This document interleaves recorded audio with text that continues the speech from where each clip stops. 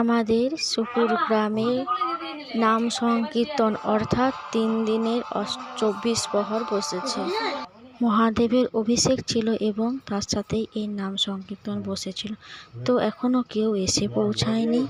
আমিও সকাল সকাল সাত করে বেরিয়ে গিয়েছিলাম নাম সংকীর্তনের উপলক্ষে। তো আমি তো পৌঁছে গিয়েছি এখানে। চার শিব মন্দিরে এই নাম সংকীর্তন বসেছে। এই চার শিব মন্দিরের মধ্যে এটি একটি শিব, তারপরে একটি শিব তো পাতালে আছে, সেটা তো দেখাতেই পারলাম না। এটা আরেকটা শিব। প্রথমে ঢুকতেই তো দুটো শিব দেখিয়ে দিয়েছি, মোট 4টা শিব। তো এই যে শিব, এই শিবেরই অভিষেক ছিল।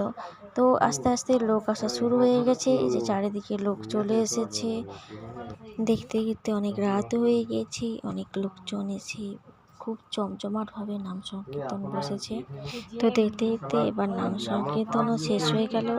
আমরা এরপরে বাড়ি ফিরছি। সবাইকে দেখতে আসার জন্য নিমন্ত্রণ।